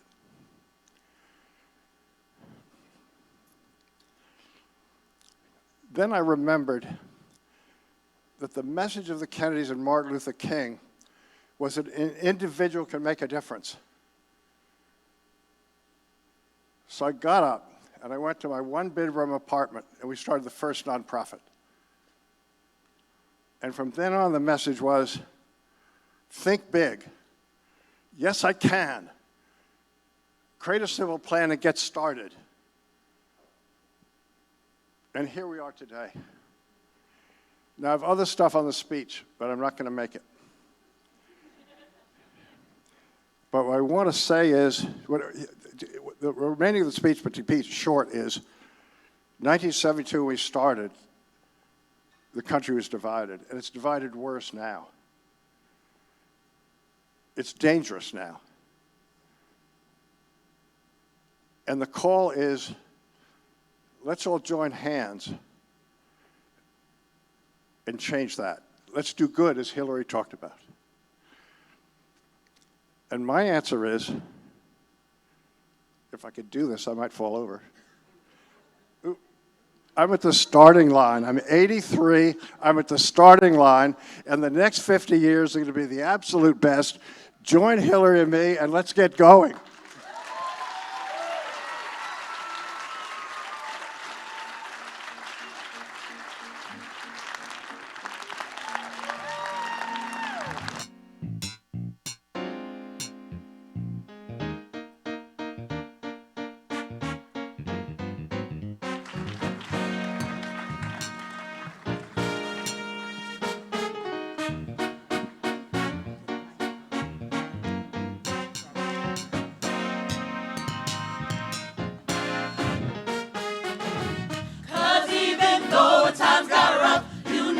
Turned away, you were right there. And I thank you. When I felt I had enough, you never turned away, you were right there. And I thank you. I was young and didn't have nowhere to run. I needed to wake up and see what's in front of me. There has to be a better way. Say it again, a better way to show I'm grateful. So I thought of this song to show my appreciation for loving me so long. You don't know how much you mean to me. Hey, 'cause even though times got rough, you never turned away, you were right there. I really want to thank you. When I felt I had enough, you never turned away, you were right there. And I thank you. 'Cause even though times got rough, you never turned away, you were right there. I really want to thank you. Thank you, thank you, thank you, thank you. When I felt I had enough, you never turned away, you were right there. And I thank you. Thank you.